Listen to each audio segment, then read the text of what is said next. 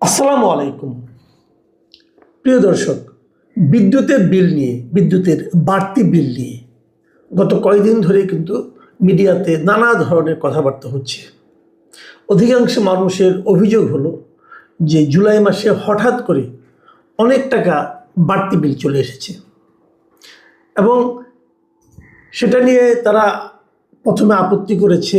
এটা নিয়ে বিভিন্ন পত্রপত্রিকায় লেখালেখি হয়েছে এবং এই লেখালেখির প্রেক্ষিতে সরকারের বিদ্যুৎ বিভাগ থেকে প্রথমে একটা বিজ্ঞপ্তি ছাপা হয়েছিল, যে বিজ্ঞপ্তিতে রীতিমতো হুমকি দেওয়া হয়েছে যে যদি এই ধরনের অপপ্রচার, তারা এটাকে অপপ্রচার করছে।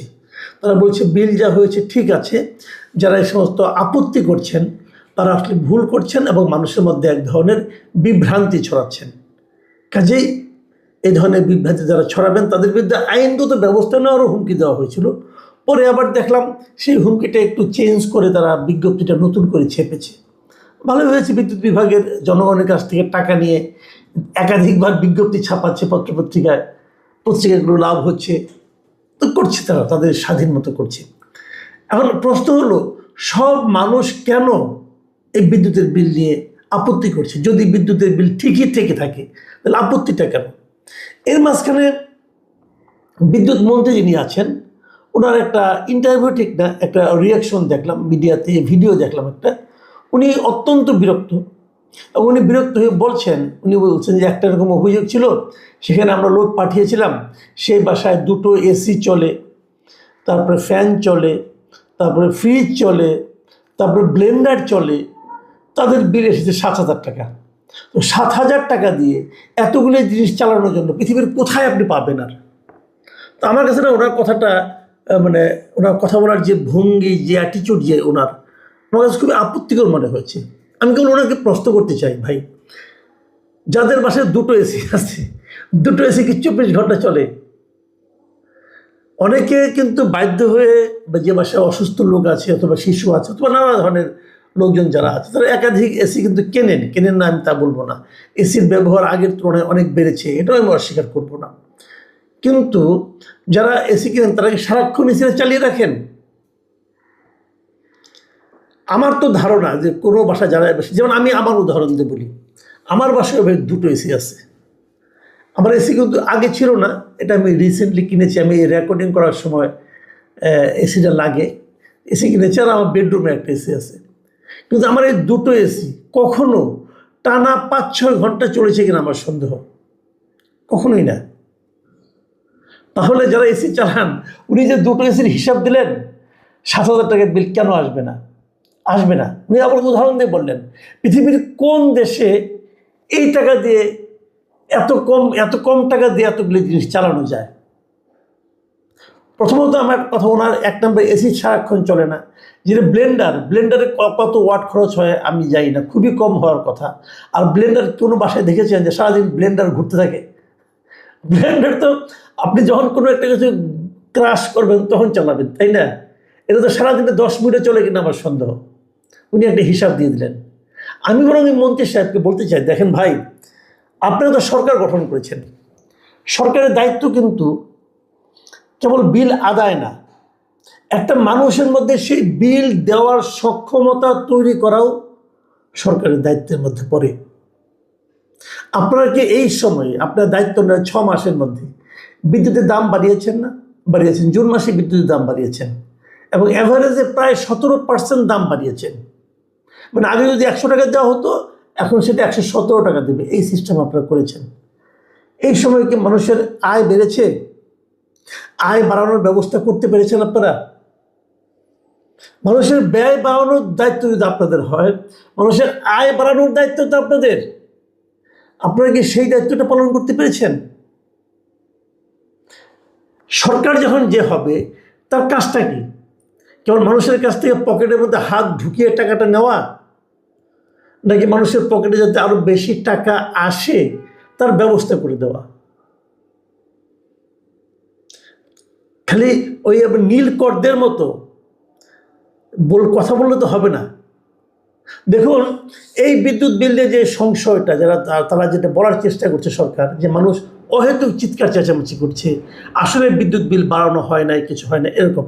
তো এই জিনিসটা আমি আরও একটু উপলব্ধি করার জন্য, আমি তো নিজের বুঝি আমারও বিদ্যুৎ বিল দিতে হয়েছে, আপনাদেরকেও দিতে হচ্ছে, তো আমি এটা উপলব্ধি করার জন্য আমি আমার চ্যানেলে একটা জরিপের মতো করেছিলাম।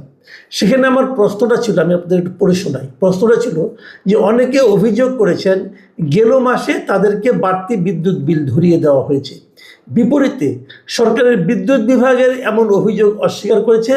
তারা বলছে এমন অভিযোগের মাধ্যমে জনমনে বিভ্রান্তি ছড়ানো হচ্ছে। এখন প্রশ্ন হলো, এই ক্ষেত্রে এই বিষয়ে আপনার অভিজ্ঞতা কি? এই ছিল আমার প্রশ্ন। আমার এখানে 4টা অপশন ছিল। প্রথম অপশন ছিল আমিও অস্বাভাবিক বেশি টাকার বিল পেয়েছি। দ্বিতীয় অপশন ছিল সামান্য বাড়তি থাকতে পারে, খুব একটা টের পাইনি। আর তৃতীয় অপশন আগের মাসগুলোর মতো স্বাভাবিক বিল পেয়েছি। আর চতুর্থ অপশন বিদ্যুতের বিলের মতো ছোটোখাটো বিষয় নিয়ে মাথা ঘামাই না। এই 4টা অপশন ছিল। অস্বাভাবিক বেশি বিল পেয়েছেন এমন লোকের সংখ্যা হলো 87%। আমার এখানে মতামত দিয়েছেন, মানে জরিপে অংশ নিয়েছেন 8500 জন লোক।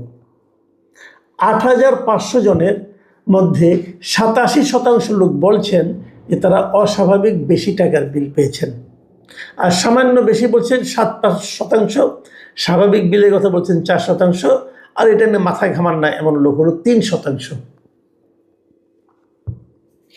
এখন এই যদি হয় হিসাবটা, এই হিসাবে বেশিরভাগ মানুষ বলছে যে বিল বেশি পেয়েছেন, আর আমাদের মন্ত্রী বলছেন এটা কোনো বেশি বিল না, এটাই স্বাভাবিক। তাহলে এই লোকগুলি কি বুঝতে পারছে না? দেখুন, মধ্যবিত্ত কথা আমি জানি, আমি নিজের জীবন দিয়ে বুঝি। বিল বেশি হলো কি কম হলো এটা বোঝা খুব সহজ, কারণ আমরা তো প্রতি মাসে বিল দিই। আমাদের এই বিদ্যুৎ বিলের জন্য একটা বাজেট থাকে। আমরা ধরে নেই এই টাকাটা আমাকে বিল হিসেবে দিতে হবে। যখন নাকি অস্বাভাবিক রকম আসে, যখন কষ্ট হয়, আমরা তো বাজেটটা মেলাতে পারি না। সবারই কিন্তু একই অবস্থা। মন্ত্রী টের পান না, মন্ত্রীর কাছে 7000 টাকা কোনো ব্যাপার না। উনি হয়তো যায় মাঝে মাঝে, সকালে যায় নেয়া অথবা দুপুরে যায় নেয়া, একবেলা 5 স্টার হোটেলে খাইতে ওনার 10,000 টাকা খরচ হয়ে যায়। উনি বুঝেন না, উনি বুঝবেনও না। যে ব্যক্তি আমাদের এই মন্ত্রী টুকু সাহেব, ওনার বোঝার কোনো কারণ নাই। উনি অনেক বড় লোক মানুষ। সমস্যাটা এখানেই, সরকার যখন বড় লোকদেরকে মন্ত্রী বানায় দেয় তখন তারা গরিবের দুঃখ বুঝবে না।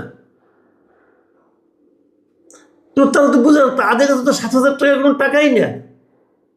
কিন্তু আমাদের অনেক বাংলাদেশেরই অনেক চাকরিজীবী আছে, বেসরকারি চাকরিজীবী আছে, যাদের বেতন 15,000 টাকা, 20,000 টাকা বেতন। তো তার থেকে যদি তাকে মানে বিদ্যুৎ বিলের জন্য যদি তার 5 টাকাও বেশি খরচ হয়, তবুও সে টের পায় যে গত মাসে এই টাকা বিল হলো, এই মাসে এত টাকা বিল কেন। এক ঘর থেকে আরেক ঘরে যাওয়ার সময় বিদ্যুৎ লাইটটা, আজকাল তো মনে করেন এলইডি লাইট, 15 ওয়াট 10 ওয়াট হলো বিদ্যুতের বিল আসে। তো ওই লাইটটা পর্যন্ত নিভিয়ে যায়। কাজে মানুষ খুব ভালো বুঝে, কিন্তু মন্ত্রী সাহেবরা বুঝেন না। আমাদের দুর্ভাগ্যটা এখানে। আমি কয়েকটা কথা বলি আপনাদেরকে।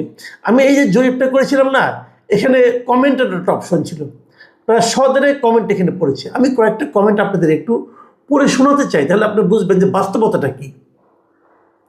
একজন মিস্টার আব্দুর রব, উনি বলেছেন যে গত 3 মাসে, আমার গত 3 মাসের বিদ্যুৎ বিলের তালিকা উনি দিয়েছেন। মে মাসে 930 টাকা, জুন মাসে 1950 টাকা, জুলাই মাসে 1360 টাকা। মানে জুন মাসের বিলটাই উনি জুলাই মাসে পেয়েছেন। এটা পেয়ে কিন্তু আতঙ্কিত হয়েছেন, কোথায় 930 টাকা আর কোথায় 1950 টাকা, ভাবুন একবার। আবার আরেকজন লিখেছেন মিস্টার আহমেদ পারভেজ, উনি লিখেছেন নজিরবিহীন বাড়তি বিল এসেছে, ভাষায় বোঝানো সম্ভব না। 2500-2600 টাকার বিল এবার এসেছে 8,000 প্লাস। আল্লাহ এই সমস্ত দুর্নীতিবাজগুলোর বিচার করুক, আমিন। তার মানে উনি মানে স্ট্রেট ওয়েতে এদেরকে বদদোয়া দিয়েছেন। যদি বদদোয়ায় কাজ হয়, এই বদদোয়া কার গায়ে লাগবে? বিদ্যুৎ বিভাগের গায়ে লাগবে, এই মন্ত্রীর গায়ে লাগবে, এই সরকারের গায়ে লাগবে। আর আপনি যদি ভাবেন বদদোয়ার পাত্তা দিই না আমরা, তাহলে কিছু সমস্যা নাই। আমি দু একটা ঠিক নেগেটিভ না, একটু ব্যঙ্গাত্মক কমেন্টও পড়ে শোনাতে চাই। 2টো কমেন্ট পড়বো, বেশি না। দুজন লোক একটু ব্যঙ্গ করে বলেছেন। একজন হলো আব্দুল্লাহ আল বাকি, উনি লিখেছেন সমস্যা কি বাড়লে, আমরা তো 2024 সালে এটাই চেয়েছিলাম, এখন চিৎকার করছি কেন, আরো বাড়ুক।